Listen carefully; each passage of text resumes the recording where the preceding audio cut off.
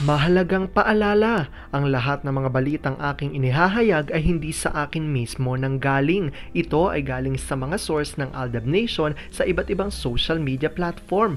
Ako ay tagapaghatid lamang at nagbibigay ng komento. Magandang araw mga Aldab Nation! May panibago na naman po akong update para sa inyong lahat.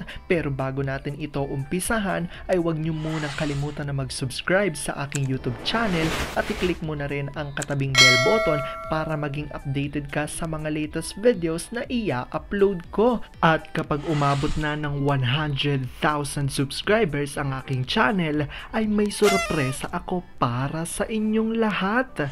Alam kong excited na kayo, kaya naman ngayon, umpisahan na natin ang ating kwentuhan. Ang pag-uusapan natin ngayong araw na ito kung saan Alden handang-handa na raw ipaglaban si Meng. Kaya naman natuwa ang mga Aldab Nation dahil wala nga raw ibang matatakbuhan si Meng kung hindi si Alden lamang. Kaya dahil dito sa panayam ni Alden, naisip ng mga Aldab Nation na ito na nga bang inihintay ng lahat na tamang panahon.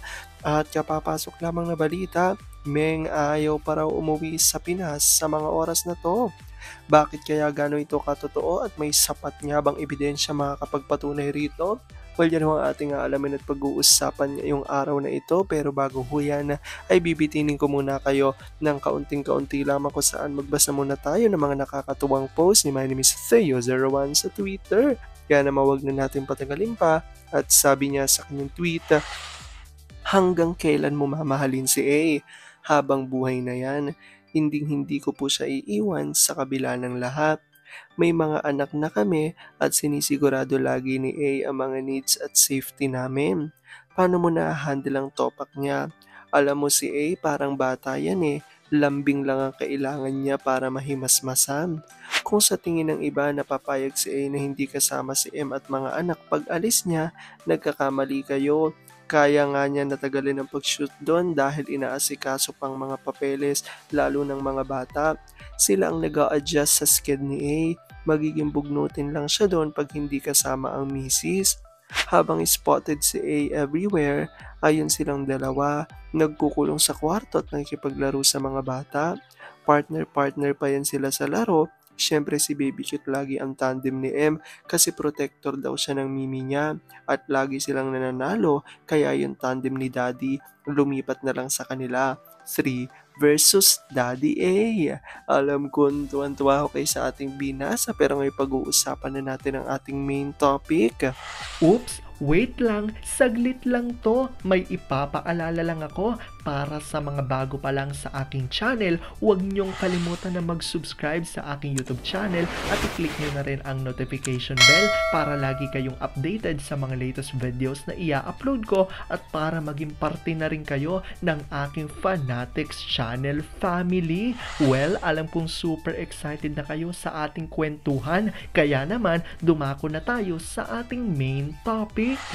Gaano nga ba katotoo na si Alden ay handang-handa na raw ipaglaban si Meng? Wala raw ibang matatakbuhan si Meng kung hindi si Alden lang.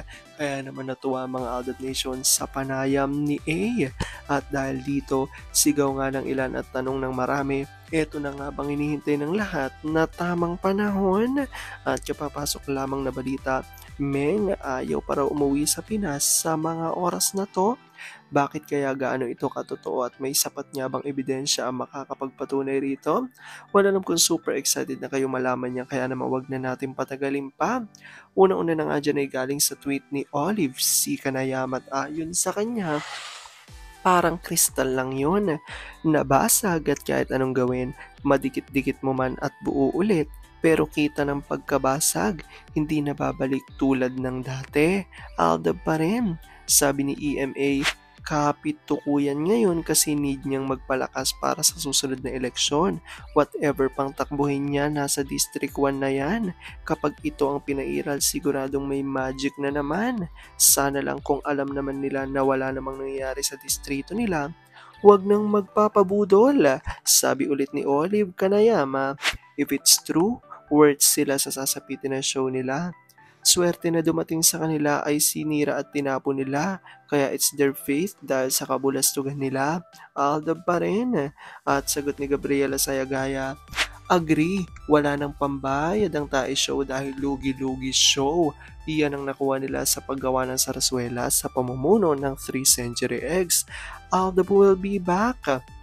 At eto na nga revelasyon galing kay Larry 1973 at ayon sa kanya, natisod sa FB ni Mr. Destiny na totoo naman, Aldab pa rin. At eto nga ang mga litratong gawa ng Aldab Nation na nakalaki print at ayon dito, handa ko nang ipaglaban si Maine Mendoza sa kanilang lahat. Alden Richards lang talaga ang taong makakatulong kay Maine Mendoza. Real talk, tatapusin muna daw ni Maine Mendoza ang shooting sa Canada bago ito bumalik sa Pinas. Maine Mendoza, magtatagal pa raw sa Canada 3 weeks pa bago umuwi. Latest news, Maine Mendoza, wala pang planong umuwi sa Pinas hanggat hindi pa tapos ang shooting. Ayan niya ang revelasyon ng mga Aldab Nation kung saan marami nga ang may alam na si Meng nga ay nasa ibang bansa. Ngunit ang paniniwala nga ng mga Aldab Nation na ang kasama raw ni Meng sa ibang bansa ay si Alden dahil nga sa nagsushoot ito ng kanyang bagong movie kasama ang mga kids. At ayon pa nga sa mga source ng Aldab Nation, tila may panayam nga raw si Alden na ayon sa kanya ay handang-handa na nga raw itong ipaglaban si Meng. At ito nga siguro ang dahilan kung bakit sinasama niya di umano si Meng sa kanyang mga shooting. At maraming natutuwang Aldab Nation na dahil wala nga raw talaga ibang matatakbuhan si Meng sa ngayon kung hindi si Alden lamang.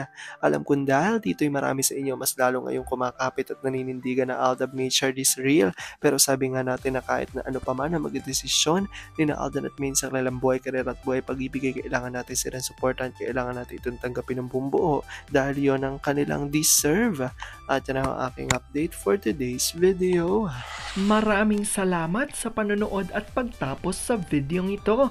Kung nakapag-subscribe ka na, welcome sa Fanatics Channel family. Kung hindi pa naman, huwag ka nang mahiya. Mag-subscribe ka na. Pindutin mo na yan. I-click mo na rin ang katabing bell button para makatanggap ka ng notification kapag may bagong update para sa iyo. Para naman sa parte na ng aking pamilya, punta lang sa aking channel at i-click ang videos para mapanood mo at malaman mo pa ang mga nakaka-good vibes at nakakakilig na fresh news about Maychard. Muli, ako ho ang inyong lingkod na patuloy na maghahatid ng good vibes every day. Thank you mga Aldab Nation. Ingat!